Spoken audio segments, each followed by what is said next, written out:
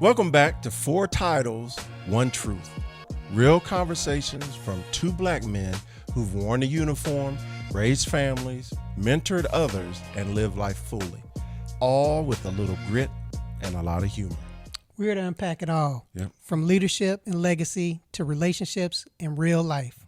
And today, we're going to continue talking about where it all started for us. Yes, last episode was our introduction. Now we're going to get a little bit more about our military. So if you're new here, I'm Tommie, retired sergeant major, 30 years in the Army. I earned every stripe and every scar. And I'm Lance, retired colonel, 29 years in the Army. Started in ROTC, led as a nurse, and retired as a full bird.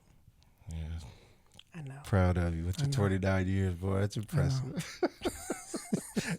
Everybody can't do that extra year.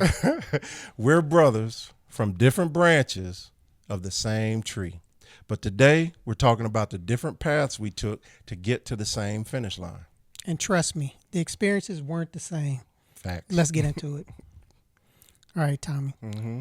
Why did you choose to join the Army instead of staying a civilian? That's sort of an easy question for me because once I got out of my stint in college, I went back and I started working construction with the family friends business. Mm-hmm. We were pouring foundations, and I was just work. I mean, we met up every day at 5 o'clock in the morning, and then we'd ride to wherever our job was, and then we'd work, and then when it was getting dark, that's when we'd finish the job and end up at home. Well, you got a taste of the civilian I got a life taste a little of bit, the a nastiness. little bit. Yeah, And so my dad was like, look here, man, you graduated college, high school, you were on your way to college, you went to college, and now what are you doing? And I've said it before, but he always made this comment to me. He was like, you're not going to end up being a slave the rest of your life. Mm-hmm. He said, I worked too hard for that.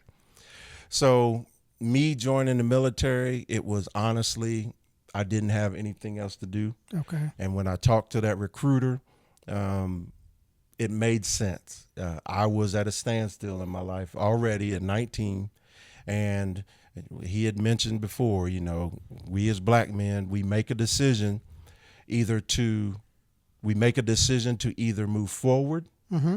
or we don't make decisions and we end up staying exactly where we are. Okay. And I didn't want to stay where I was. Yeah. What about I you? understand that. So for me, I really made my decision 4 years prior to actually coming on active. Well, then before coming on active duty, whenever I signed that first contract, Right. As a freshman in ROTC, it was a reserve contract. So I knew that whenever I graduated, that I either could do 4 years active and be Done. be done with that with commitment. it. Yeah, Gotcha. with that commitment, or do the 8 years reserve. And I know that I didn't want to do the reserve piece of it. So You want to I be a wanted weekend warrior. no, I wanted to be if I was going to do it, I was going to be all in, and that was going to be my job, because I was going to be able to do my what I graduated from school from in the Army. So it wasn't going to be where I wasn't getting any experience. I was trying to do something part-time and then come and do something totally different when I came and did my Army time. Right. Yeah. So, I mean, so it was always, I always knew that I was going to do active, come on active. And then it was just a matter of how long You were going am I going to be on active duty? Yeah. How long am I going to stay? And see, that's another quick difference, right? So me coming right in as enlisted, I had yet to learn my job, and I had yet to experience my job and become confident in my job, because I still had to do basic training, AIT, and then figure out what my unit was doing when I got there, right? Well, I'm gonna tell you, I wasn't fully confident in my job But coming in, but I knew what I needed to do, and you know, we had to be certified and get our license and do all of that stuff prior to. But I still didn't. I was learning. Right.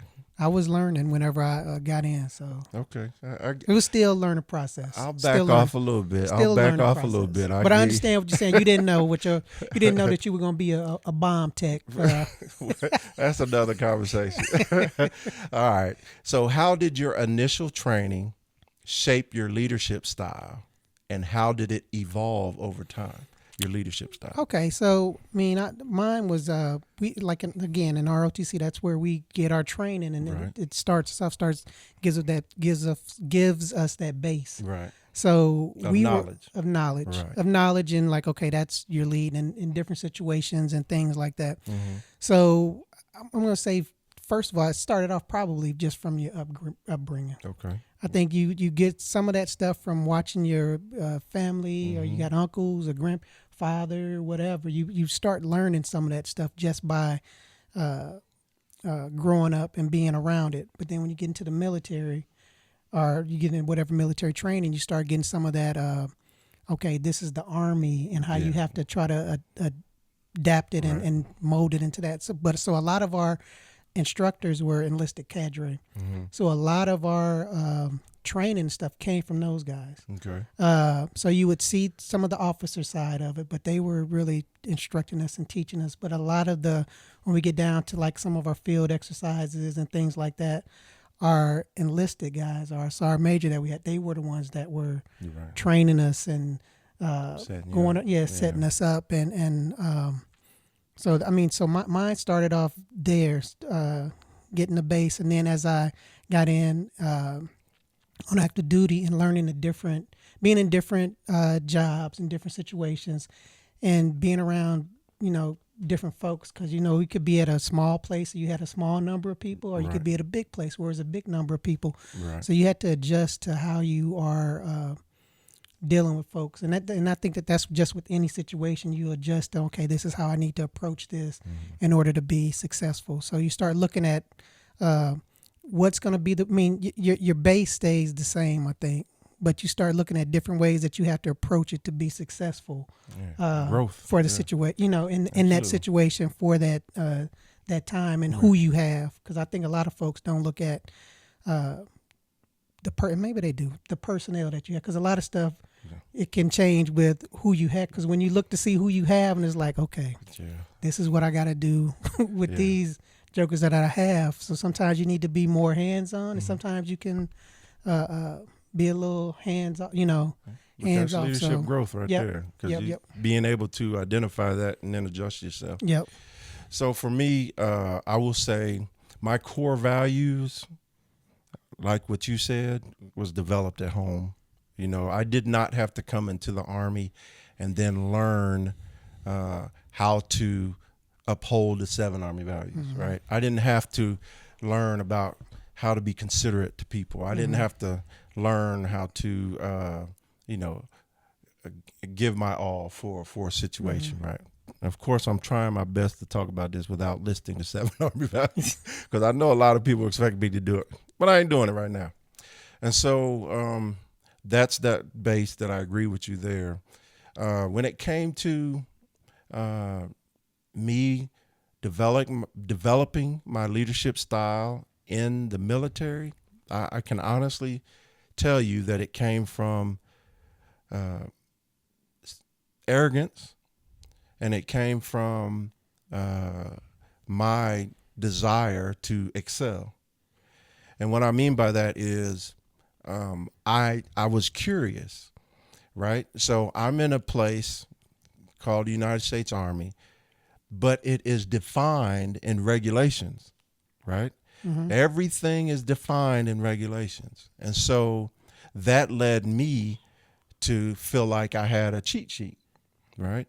And so also being enlisted, we had Soldier of the Month board, Soldier of the Quarter, and so forth. And that gave me an opportunity to shine, right?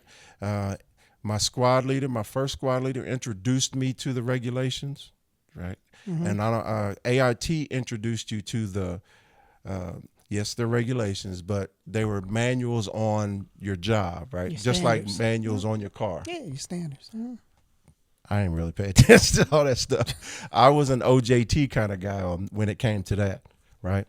But when it came to understanding the Army and my desire to seek advancement, it was strictly those regulations were the key. And I think that's what lit the fire. Mm-hmm. Right. Then me growing as a soldier and then as a leader, I understood how to combine my core that I left with the home with, the family with the knowledge that I had gained from the military. And I think that's what it continued to evolve until I retired. It has to. Yeah. It has to. But I think that is what shaped me as a leader, because I've said it before, especially you, that I was a selfish leader in the beginning. Mm-hmm. I had made the rank, but instead of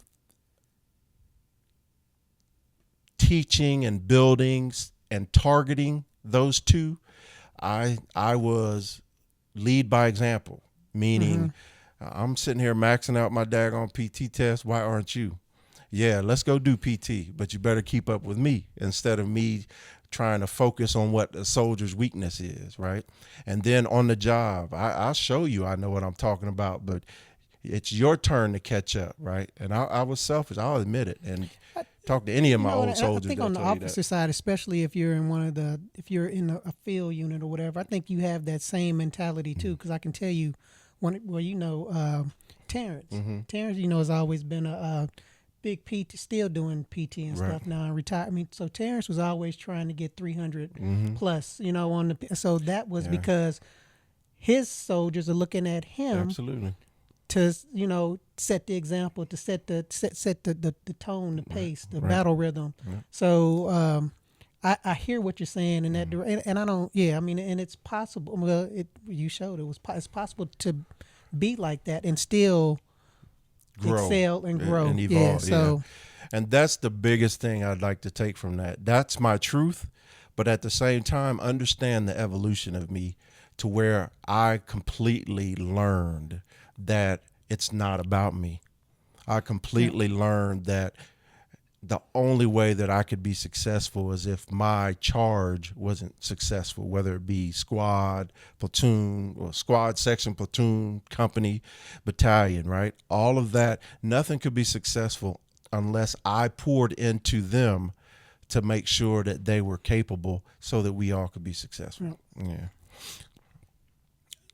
It's on you now. Okay. In what ways did your responsibilities impact your personal life, and how did you manage to balance those two?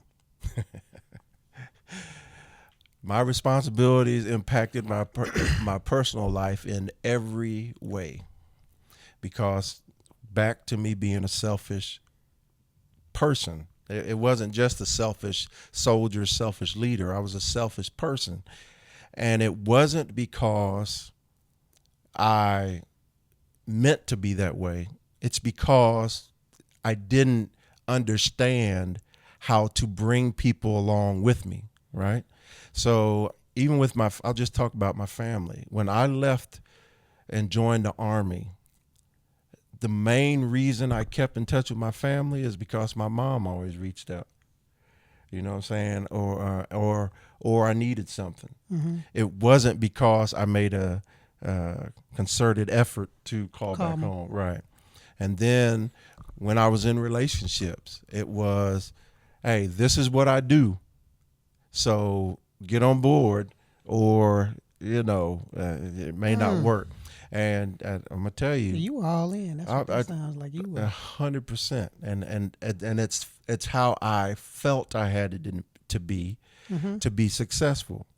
And I needed that in the beginning, and thank God I was smart enough to evolve, or I would have burnt out quickly, because not burnt out because I was tired, but burnt out because they would have probably kicked me out of the Army. And my wife, Nikki, now can tell you, we'd known each other forever. Like, we met way back in 99, right? But to this day, she'll tell you she didn't like me in the beginning. She thought I was attractive. She'll say this. She thought I was attractive, but when she got to know me, she didn't like me because she was new to the Army in 99, and she knew that I was always Army. Meaning our first date, I'm asking her, hey, do you know how to do a function check on your M16? And she's like, what the, and our relationship didn't work. I mean, there were years gaps to where we didn't talk because she knew that I was a rocket ship going somewhere, and she was Well, she wasn't able to get on board with you. exactly. I was a rocket ship going one direction that was specifically towards an Army's destination, and she was on a rocket ship about life. You know what I'm saying? So she had a broader understanding. Plus, she came in the military a little later than I did. But I most of my career, I could not balance my personal life and my military life. And until I became a seasoned platoon sergeant, I didn't quite get that I need to get my personal life in check before I can turn around and teach, mentor, and develop. You got to be able to shut it off. I mean, you got to be able to shut it off sometimes. 100%. Yeah. So that was my inability to balance. That is what kept me single so long, and also what kept my soulmate from being able for us to connect so that we could get married and be happy. So well, you figured it out. I'm telling you, my truth is I'm thankful that God helped me figure it out. That's good. You because on my own I was, and I ain't even a super religious person, but something helped me figure it out, and I believe God's out there. Good. But what about you? Well, I mean, mine I think was a little easier because me and Audrey started. I mean, I was married before I got into the Army, so I knew that it was going to be different responsibility, like especially us being in different specialties and different requirements that we have to for our career progression. Because I mean, luckily for I would say for the officers, we have little trees and charts and tables, and that tries to lay out things that you need to do and where you need to be in your career in order to be successful and get be able to get promoted to the next thing. Yeah. We do too, but a lot of people don't know about it. Yeah, so I mean, so for us, for me, the challenge was, okay, Audrey and her being medical service corps, they do more, need to go into being like company commanders and things like. So she has to go and be in the field a little more, to try to check some of those boxes and be successful. And so she touched it for her, way more than you did. because like for me, I just needed to have a place with OR. Right. I was in the ER for a couple of years before I did went to specialize in OR. Okay. And then once I specialized in OR, it was like, okay, as long as they got OR, good. A little hospital, big hospital, whatever. Right. Field hospital. They had that, then I'm good. So for us, or for me, it was more of trying to not get upset when she's in command. She was in command, and she had a couple of commands, not home till 7, 8 o'clock, and and not getting pissed, because we got by the time we had kids and having to go pick them, I'm the one dropping the kids up and all, but I was still, I mean, I was still pulling, when you're young nurse, you're pulling all of the calls, you're working all of the crappy shifts, and stuff. So I still had to do that, but I still had to get my mind to accept for my family. I had to take that. But I would still get pissed about that would have us fighting about, and you look back at it now and it's like, that shit was stupid. Why was I getting mad at that dumb shit? It just, that piece of it. And then as we got, and we really didn't start having problems where we were having to be separated till we got to about the major, early colonel stage of our careers because it was like, okay, it's only so many of these positions. Right. And it's only so many places you can go for these positions. So that's where we started, because we didn't really get separated where we were not living in the same house till we got later into our career, till like the last five years or whatever. Really? Yeah, because it was like the last 5-6 years is when we was like, okay, I'm up at Fort Hood and she's down here, and then it was I'm back here and she was out in D.C. So we got to spend the last 2 years, the last year of her career before she retired together. But before that, we had been separated for like 5 years. Wow. So I mean, but it's like but by that time, we understood. You know, being older, we understood, and it was like, okay, you know, and we were able to manage it. You know, but in the beginning, I mean, a lot of it is just like trying to figure out what, you know, because especially when you're trying, like what you were saying, you're trying to be successful. You got a certain mindset about how you want to be, you know, and that's just, I think, really successful people think that way, you know, and that's where it either you either grow to a point where you can go, okay, I'm going crazy. What you did, I'm going crazy, or you burn yourself out. Yeah. You burn yourself out, and you just burn bridges. Yeah. More than anything, you burn bridges to people who is like, what happened, you know? Yeah. No, I get it. Whether it's friends, families, girlfriend, whatever.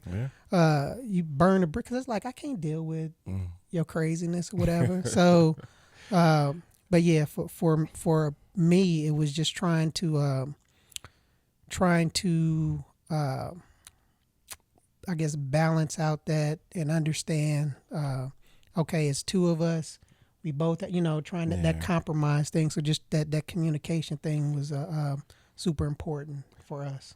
I can admit, going in with somebody, I get how that could absolutely change your focus. That I was wide open. Yeah. I was single in every possible way, you know. So, can you share a moment when your perspective on leadership was either challenged or changed? That's a difficult question. That's a good question, but that's a difficult question because I'm trying to zero in on one thing or one way. But probably where it changed was probably when I was by the time I got to be like a captain, and that's about the time where you start getting a little bit more leadership. I mean, you're not so much as trying to learn your job or learn your specialty as much as then you start looking at, okay, now I know the job, now I need to learn how to lead and do those things. Was probably when I was a captain and was in charge of an area. And instead of, I was assuming that my folks that were working for me knew what I was talking about when I was telling them, hey, I need you to do such and such, instead of following through and going like, hey, you mean do you know how? Yeah, communication. Yes, absolutely, absolutely. So when that, they would come back like, well, you didn't say that, and then it start echoing. Okay, I heard this somewhere in my house, because I hear my wife saying the same thing, So it's like, okay, I need to start communicating better and explaining things out of what explaining my expectations, managing expectations, and after I did that, it got a lot easier, and I got a lot more feedback from my folks by doing that, and it made things go a lot smoother. Yeah. So, so not being, because I would always think that was being like micromanaging or whatever, but micromanaging I came to understand and learn is a little different than instead of seeking or asking or explaining expectation, Right. managing expectations, Right. expectations. So, Micromanaging is a little different than verify. yeah, there you go. That's it. I got it. So Good question.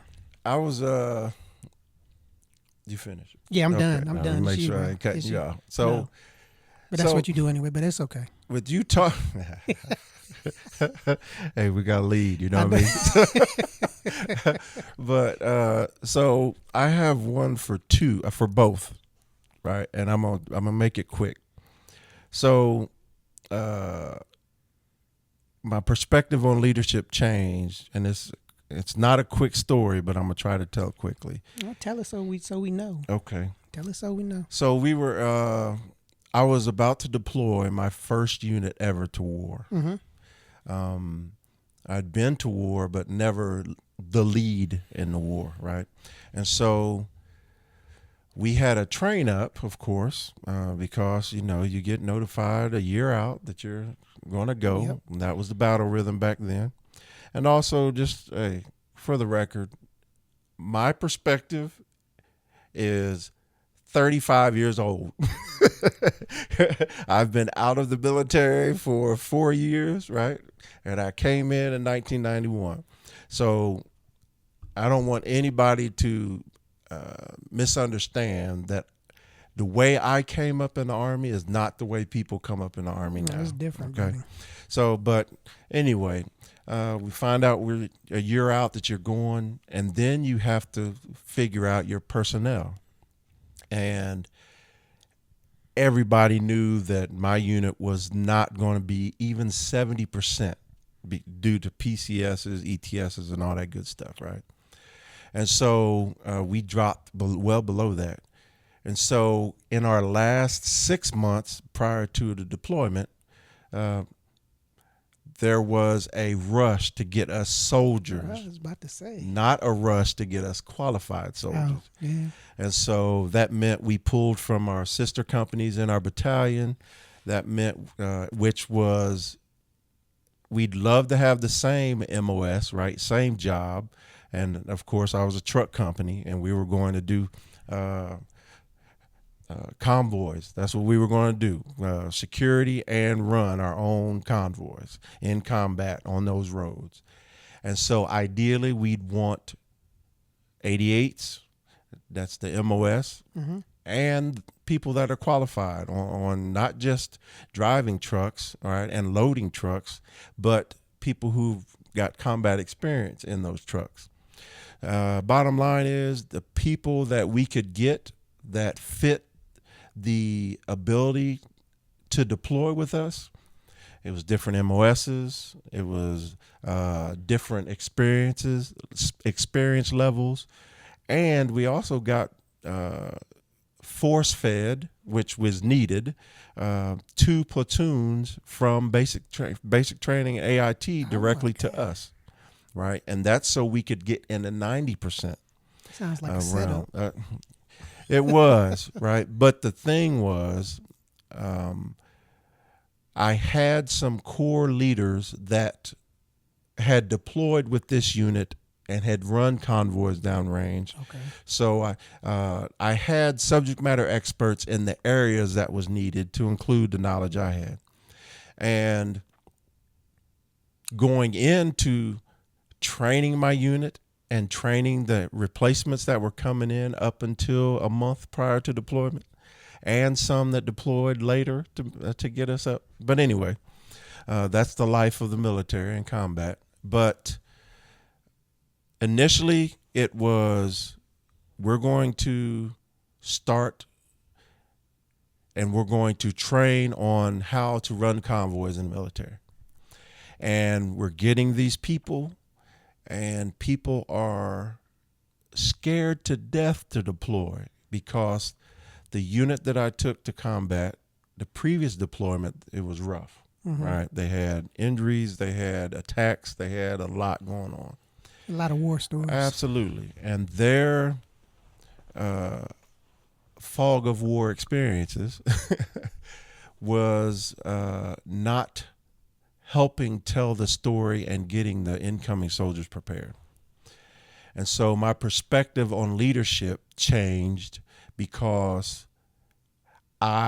for not the first time, but I was becoming more of a listener when it came to leadership and taking in feedback and asking the right questions instead of leading and say, follow, get on, Being and let's directed, go. yeah. You know what I'm saying? Yep.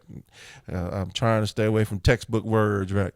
But, and my perspective changed when it was a senior leader, subordinate senior leader came to me and just admitted that they were scared, that they don't know if they can go because they had family here and they did not want to go. And we were going to a destination in Afghanistan to where we were on our own, right? And our higher headquarters was a reserve battalion. And once again, I grew up in the Army. The reservists didn't do a whole lot, right? That changed while I was in the Army to where when the war started after 9/11, the responsibilities became apparent that the reservists and the National Guard needed to have the same levels right. because Yep. they were going to get force fed into the fight. Yep. So it changed, it evolved, and we're thankful for that. Yep. But at that moment, it was, if I hadn't adjusted myself and taken that feedback, then I wouldn't have been able to make the command decision to slow down the training and start at crawl, walk, run, right? And by doing that, confidence grew, and we were successfully, everybody that I took to war, we came back home with. That's a good thing. Yeah. And my leadership changed, and this is quicker. My leadership changed from that selfishness to selflessness. That changed when I started to realize that what I mentioned before, that true success in the military comes from the leader's ability to prepare and develop their subordinates so that they become competent and efficient so that they can help accomplish their mission instead of me directing and telling. And then that evolution of me is what helped me become a better leader and absolutely become more successful in my military life and in my personal life. Okay. So I'll take that one as well. All right. I like that. Okay. Mm-hmm. Hey, okay. How did you adapt your communication style when working with people of different backgrounds and ranks? That's a real question. Yes, it is. Growing up in Middletown, Ohio, when I grew up, it was black and white. Mm-hmm. It was that simple. Even Hispanic people that I knew were white people, right? Meaning they talked like white people and they were in the white class. And I do not mean that disrespectfully at all, right? Blacks were separated. And so going into the military, I grew up, went to a private school, and then went to public school.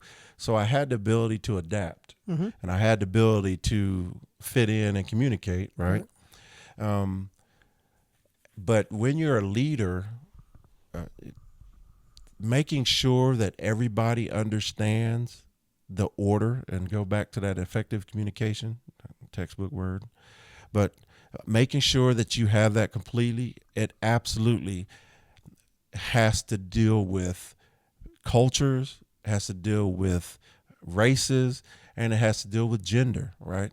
It absolutely, because we have what we call shorthand when we talk.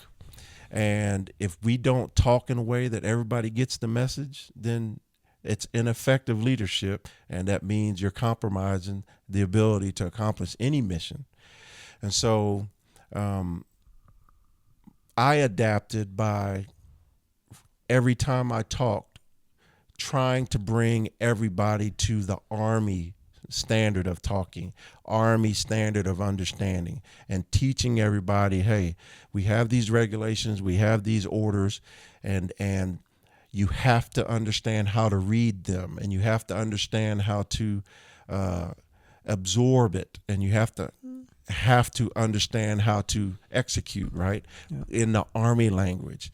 And so that meant while I'm building these different backgrounds up and these different ranks up, that means I have to use whatever shorthand is needed to get them to understand what the Army language is so that we can all have the same conversation. So that was my understanding of how to adapt. First, understanding the differences, and then trying to teach everybody the Army language so that we're all on the same sheet of music. Okay. I mean, I agree with that. I mean, mine is pretty similar to that. I mean, it's because I can tell you, like, as I went on through my career, and I mean, I start understanding and learning mission. You know, what's the mission and how to follow that, and the vision, and those things like that, so that I could be able to communicate that to the staff or to the personnel. Is like, this is why we're doing this, or this is why we need to do this. Right. And you have to, I mean, depending on who you're talking to, whether it's white, black, Asian, I mean, just different parts of the country where people are coming from, and things like that, you have to be able to recognize that and be able to communicate in a way so that they understand. So I would always try to make sure people understood what I was saying to them, so that they could get on. I mean, because either you get on board or you don't, but you're gonna know why we're doing something. Right.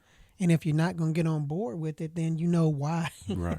You know, whatever action is gonna be taken to either help you get on board with it or relocate to someplace, relocate someplace else. So, and I know for me growing up, I'm in the Midwest, so we had white and black and stuff. But then when I went to school, I was out in D.C. where everybody's. I mean, everybody and anybody's out there, and then we have to do a summer camp in ROTC where we're with cadets and stuff from all over the country. So you see everybody and everything there. So for me being a black male in a predominantly female white job career, I had to learn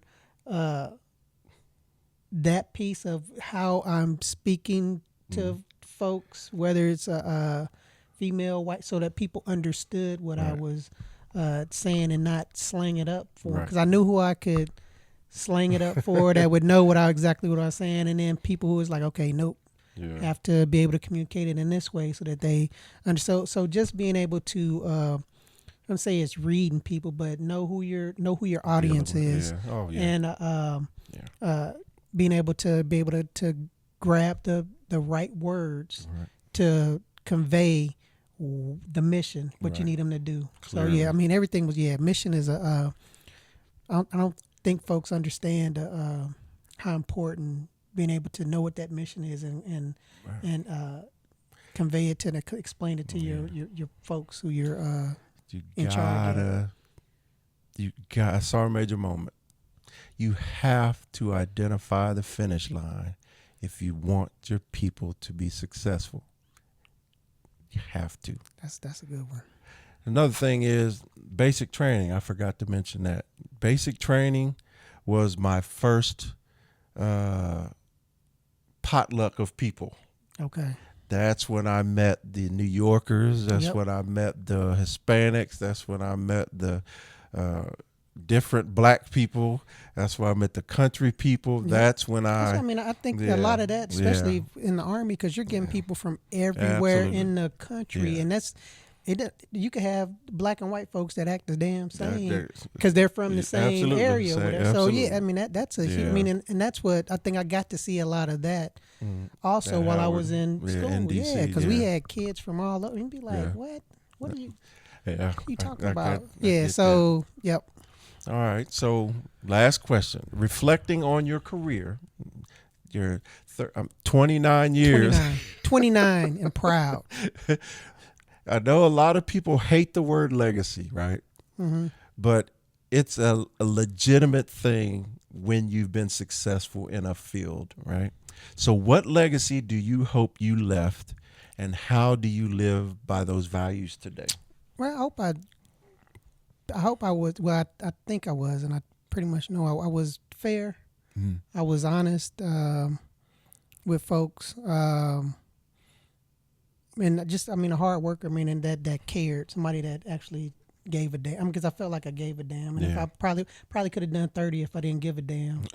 But it was the stress and some of the other things were beating up my health. So, I get that. but just somebody who cared, gave damn, who people could come and talk to, hey, let's go, we can do this together. I was a team player. Yep. Yeah. So mine is, and I had to think about this one, because when you think of legacy, right, it's a huge word, but that if you don't paint it as such a large picture, then it'll make a whole lot more sense, right? Because when I think of legacy, I think, will I be defined as the best in something? I mean, right? it's stuff that, I mean, and that's painting the legacy picture way too big. Or being the first to, the something first, like I mean, that. because that's, And so when I define legacy for myself, it's how will I be remembered, right? Because of the efforts that I put into something. Doesn't matter if you're the best, the number one rated, whatever, right? When you're finished with that job. So my legacy is, hopefully, it is that the people who have served with me can see the growth that I had over the decades. And then secondly, but primarily, all right, I hope that people understand that no matter what, I did what I led the way I led because I wanted people to see that there are consequences for positive actions as well as negative actions. Okay. And that's what I hope my legacy is. Okay. All right. So that's it for today's conversation. Yeah, Good we talk. went a little Good deep. talk. We talked about the enlisted and officer life. And we didn't do an enlisted versus officer. We can talk about that later. But we basically explained how our path and how our answers to these questions, they're sometimes drastically different, but they're also a lot of times the exact same. Yep. Yeah. Because we've traveled two different roads, but it was the same mission: to serve, lead, and survive. And we hope this helps people see that while the uniforms look the same, the journey felt different. Mine probably fit a little better. I was jacked in arms. But keep listening. This is just the beginning. And hit us up. We really want to know your thoughts and your feedback and your stories, because we would love to either bring the shared experiences to the podcast, or we'd like to have answers that maybe we didn't know that we could help. Hear what y'all are thinking. Absolutely. Yep. So thanks for stepping into 4 titles, 1 truth, and we'll see y'all next time. Absolutely. All right.